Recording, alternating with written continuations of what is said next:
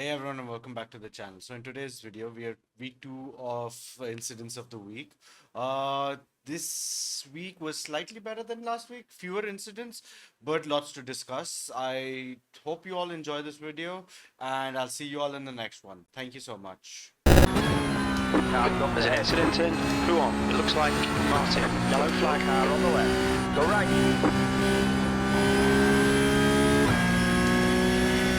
We're in the Porsche, as you know, we're in the Porsche GT3 Cup car, and going around Spa, and this is an incident. It didn't happen to me, but I witnessed it, and it really messed the guy in front of me's race up. So this guy had just overtaken this driver that you can see over here, had just overtaken me because I'd cut at the end of the Camel Straight. I'd cut the chicane, so he got in front of me there and he's pulling away. I'm gonna play the clip now.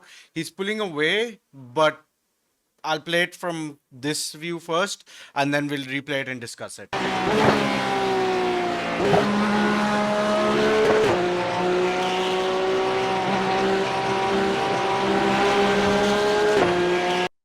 So I get two positions. I benefit from that, but obviously, this guy who had just overtaken me has to run wide, loses control in the gravel, and hits the wall, as you would hear. You would hear. But here's my thing, okay? You see here, we know he's already locked up because of the smoke, okay? He's there. He would know that we are catching him, okay? This driver cuts across the track to get back on the racing line, thus throwing him off. He should have stuck to this side. He shouldn't have cut across. He should have tried to keep it as tight as possible. Yes, I did take the tighter line, but I honestly, if he was on the tighter line, I had time to let my wheel open a bit and go around him. And technically, theoretically, I should have gone around him as well. I took a big risk by going down the inside, because you never know what he would have done. But yeah, so if you see it from rear chase, so you heard that thud, that was him hitting the wall. But obviously, so this is incident 1. I put it solely blame on this yellow Porsche. What we're gonna do is actually chase.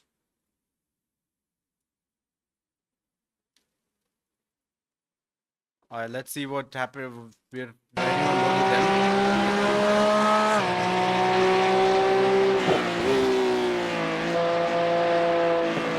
He just loses it on entry. Locks up completely. See, this is where he fucked up. He tried to get it up way back.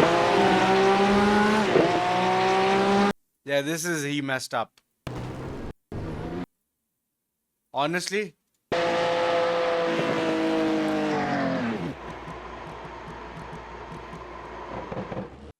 he's come to a stop here, right? He's come to a stop here. He has two options now.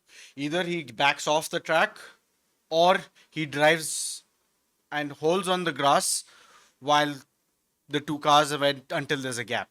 That is how he should have rejoined. This is complete unsafe rejoining, and he tries to just get back up to speed while coming from grass onto tarmac with cars approaching. So he should have actually stayed on the grass. Like, if he wanted to keep going, he should have stayed on the grass at low speed to feed back in on that side of the corner. Puhan is a relatively flat corner, so he should not have been trying to get back on in the middle of Puhan. So completely on this driver, in my opinion. This will be a standing start. Get ready. Time to focus. Go. Green flag. 10 laps to go. There's an incident ahead. Oh, come on, man. Car right. You're a fucking dumbass. Alright, so incident 2. This is already messy because you'll see you have two cars going off over there. That causes a cascading reaction of this, I get some contact over there. You're a fucking dumbass. This car 19 hit me twice.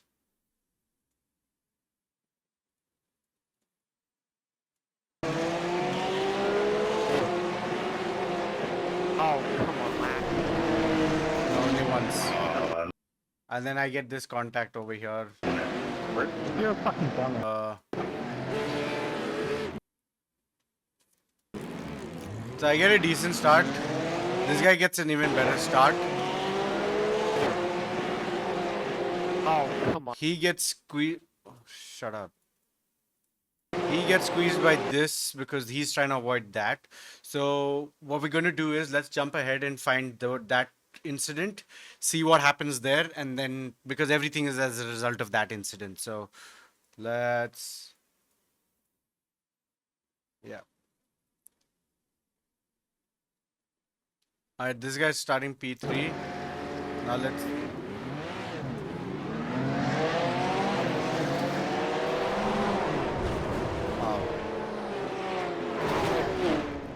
Yeah, car number 3 just got super overzealous there. Car number 2 had a slow start.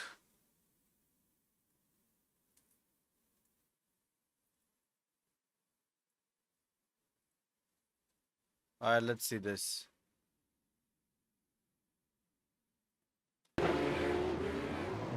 Good start. But basically, yeah, there was no way to go. I think there's a lap 1, turn 1. Honestly, lap 1, turn 1 incident for me. Like, not in lap 1, turn 1, but it is a lap 1 incident where, yeah, he just got that gap between the two cars just tightened up, and he had a light touch over here, and then that caused a light touch here, which actually caused him to spin. So, yeah, that I think this was a race. There was nothing devious about this. Green, green, green.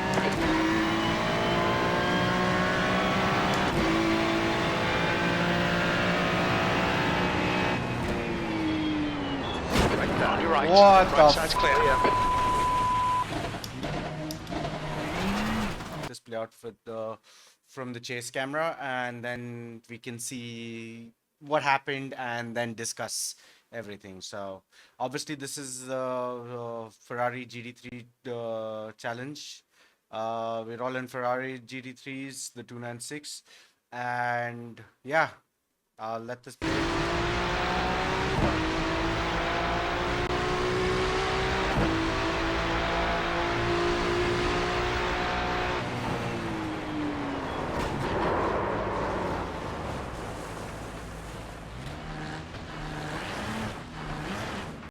So yeah, that was what happened. Obviously, there are few things that happened over here in this over here. One, these two have contact, and two, the major one that really causes the thing is these two. Obviously, these two are to blame. These two, though not two, one of those drivers is to blame for this entire puddle of mud or whatever. I don't know. I'm trying to. I'm not. I'm trying to not. I'm trying to reduce the amount of abuse, but okay. One of those two drivers is at fault for this incident, but okay, these two have their incident. Let's just focus. Let's break this down. We'll focus on this, and then we'll focus on that. So we'll focus on these two, the yellow and the black Ferrari. They have that slight touch. Nothing. Nothing. No thing. He backs out. He goes his own way, and that. Okay. Now we are going to ride forward with this driver. Alright. This guy's holding his line. This guy's holding his line. And you see that guy's already twitching, and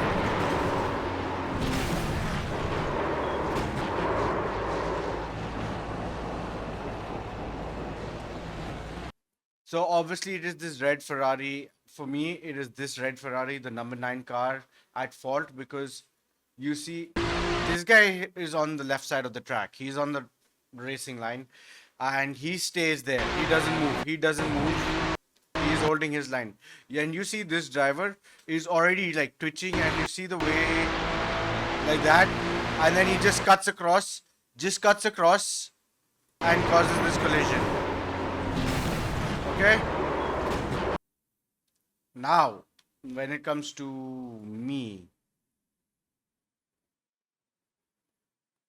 okay, I'm gonna rewind.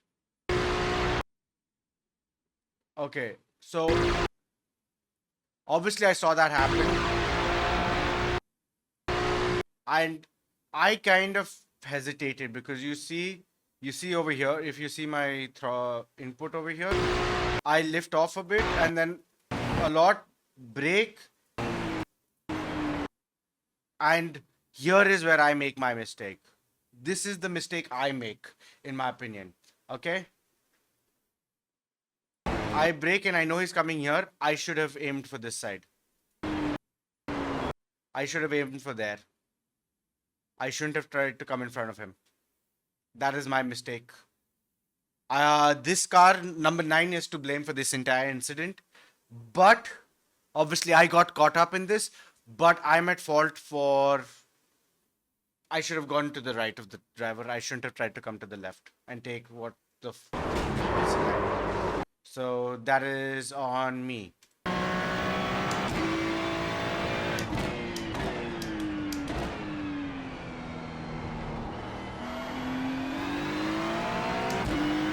On your left.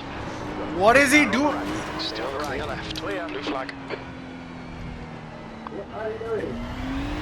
Okay, this next incident is between me and I was obviously a lap down because of the incident from the previous incident, and this guy was a lap ahead, but he was honestly holding me up, and I did not try to be overly aggressive with passing him because obviously I'm a back mark. I don't want to thing, but I picked this moment because he did go wide and there was contact. So I want to know people's thoughts on this because I feel that he rejoined in a way that caused this collision. And yeah, but I'm just going to let it play and then we can. So you see, he goes wide there. I have.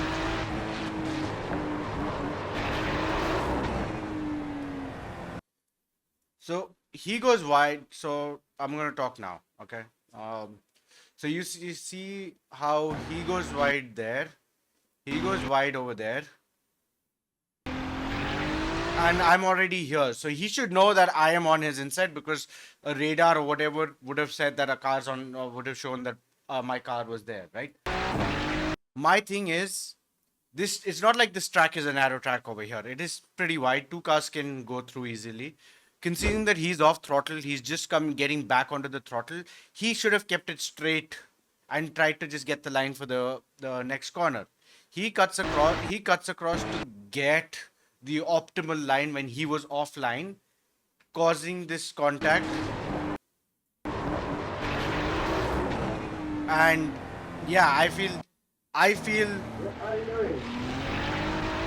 yeah, obviously he comes into chat to say like voice chat to say what are you doing, but I think he was at fault for this because he rejoined unsafely, in my opinion. Because he comes off and then he just gets straight back onto the line, trying to get back on the line. So I think that is the thing. I don't know what you guys think. Let me know in the comments below. Sector 1 is 0.8 off the pace. Sector 2 is 0.9 off the pace. Sector 3 is on your clear car left. Clear left. Dude, Clear. Left side. Car left. what is he doing? Clear left. Clear. Alright. So in this race, we did a misstart, started from the pit lane, and we are fighting for, we're in third, fighting for second, we're chasing second down, and we've been very patient. I've been very patient, been behind second for a lap or 2 laps, and then we have this thing, and there's this incident. This is the closest I've been to him. I'm going to let this play out, and then I will give my side of things, and we can discuss that. But here.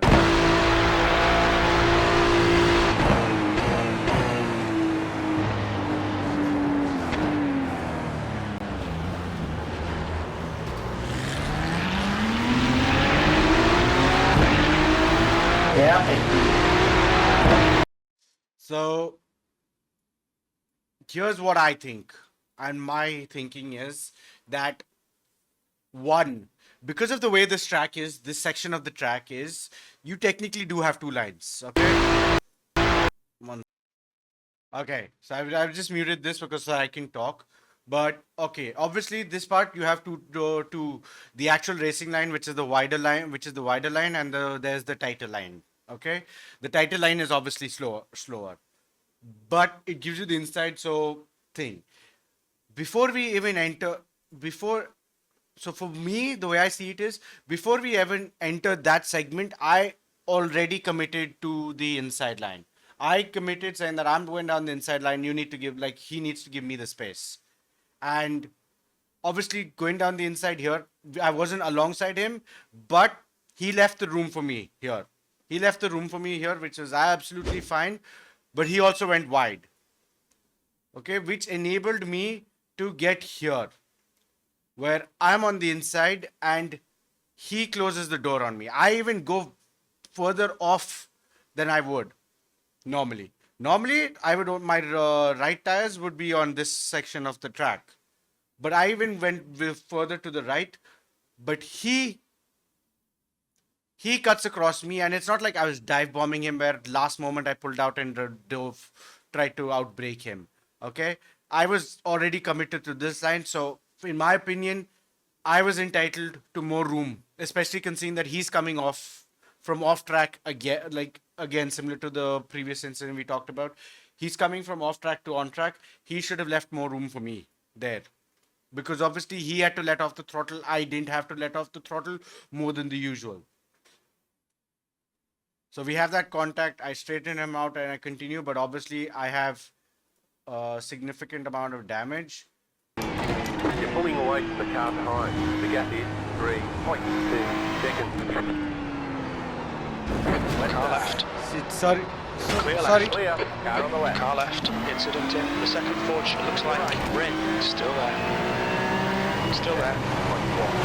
Clear left. We got Decent car left. Clear left. Left side. Clear left. Got damage there. Alright, last incident of this week, and from the outset, I will say this is my fault. Technically, not really, but I locked up my brakes, so it is on me. So this is my fault. But I'll let it play, and then you guys, and then we'll go through it.